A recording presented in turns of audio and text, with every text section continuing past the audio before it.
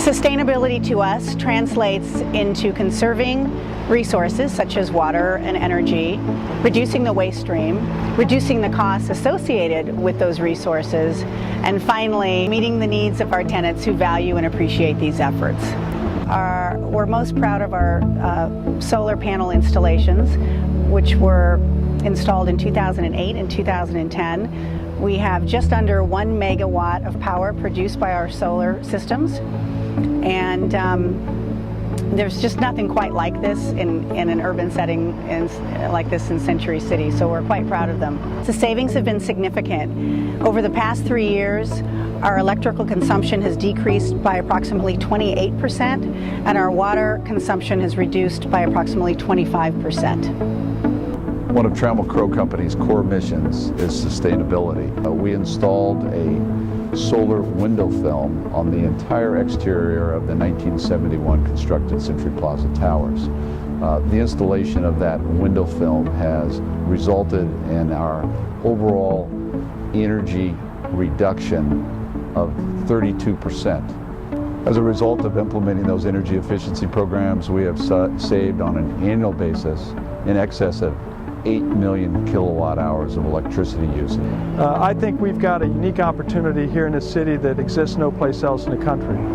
We have built up over time an award-winning systematic code enforcement effort here in Los Angeles. So we have an infrastructure in place that does inspections on the city's entire multifamily housing rental stock of over 750,000 units.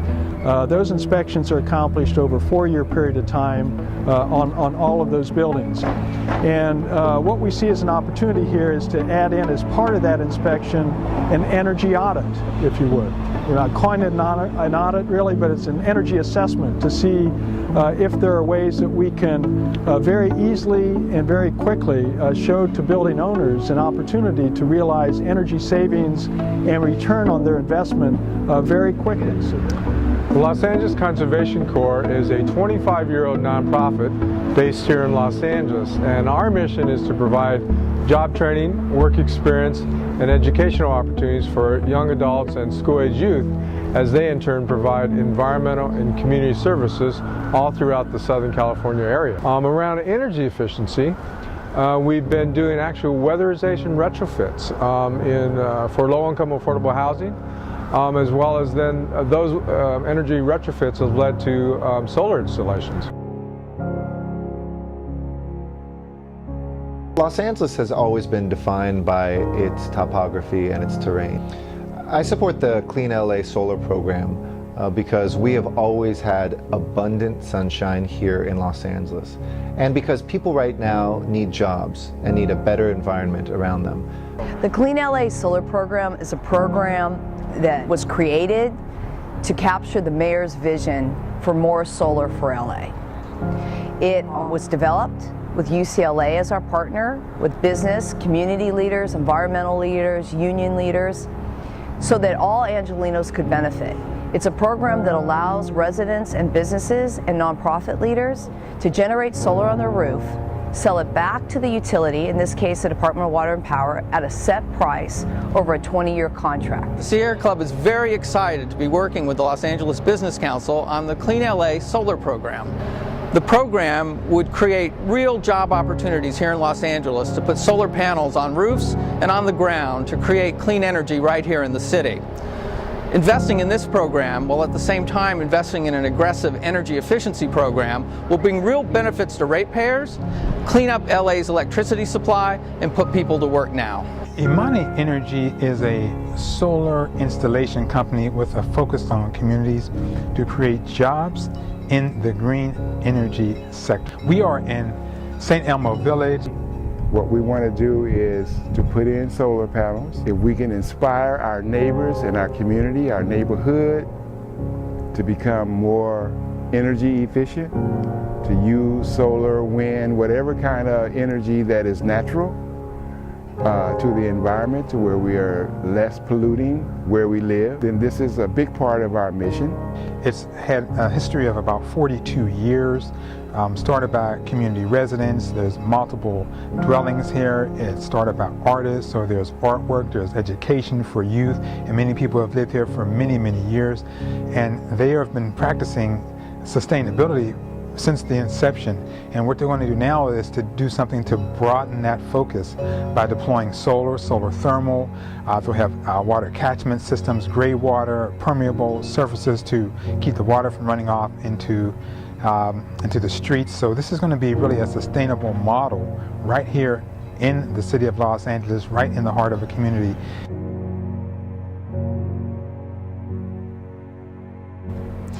Today we're in MacArthur Park and we're at 7 Maples, which is one of our senior developments, one of our newer senior developments, and we're very proud that this is one of the first projects that we've brought online that was the recipient of a Green Communities Award. And that award was for us installing solar panels before it was even popular.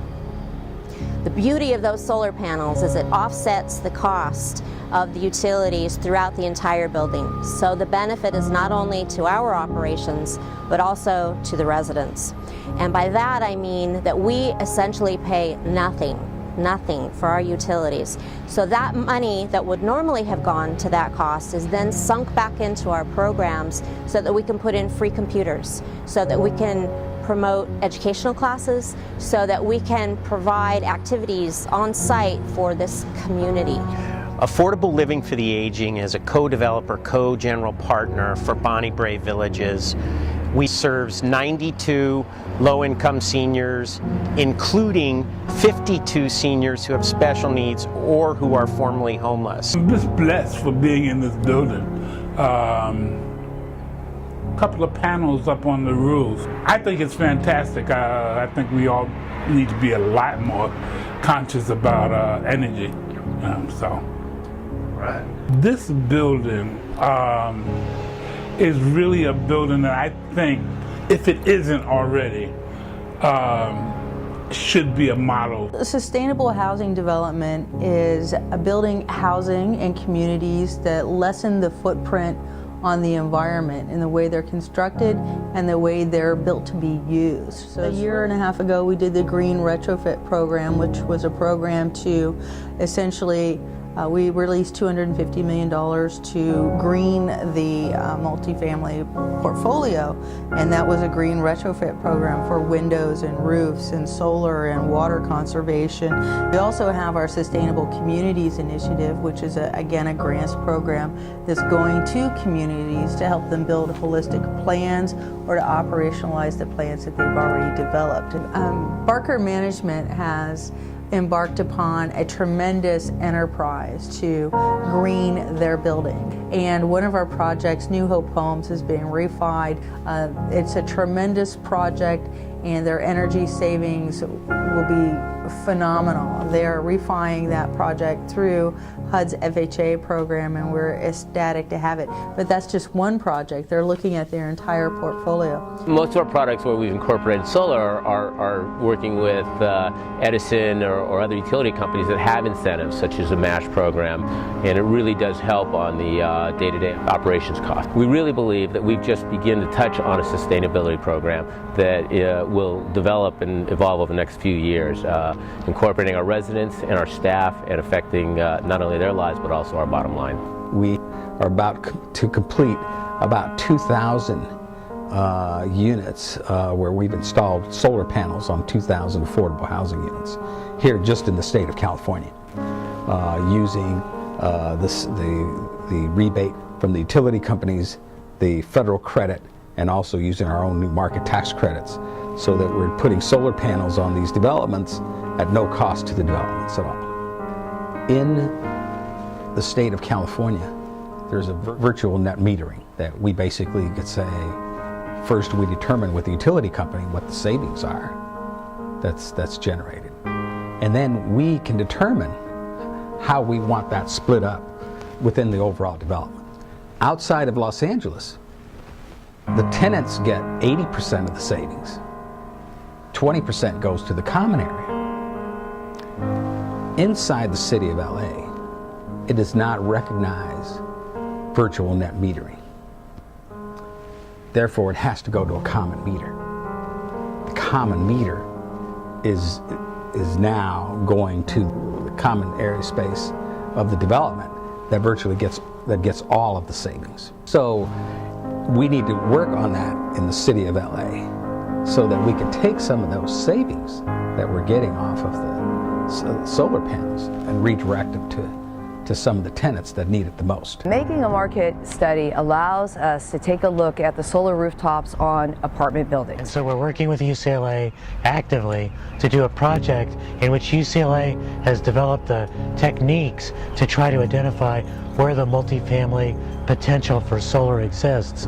And we at URC are trying to cross-reference that with where the need exists in terms of low-income households and in terms of low-income workers. And we think that if you can prioritize the multifamily housing solar potential with these more needy communities, you'll be bridging the gap socially, and we're trying to model that by bridging the gap in terms of two research teams. And we're finding there's a pretty high intersection between the sort of units that have more than 50 kilowatt potential and where low-income folks live. Really a lot of possibilities for a sweet spot between the imperatives of sustainability, business development, and social equity. So when we focus on how we get solar on multifamily housing, the most important policy instrument we have is a Clean LA type program where we would pay the owners of the multifamily housing somewhere between 20 and 25 cents a kilowatt hour to install solar on the rooftops and sell it back to Los Angeles. And this would mean that that multifamily housing owners were supplying Los Angeles with clean, renewable energy, helping to stimulate the creation of green jobs, reducing Department of Water and Power's transmission costs because it doesn't have to bring the power from out of basin, and providing the city with locally generated, distributed renewable energy that it wouldn't otherwise have.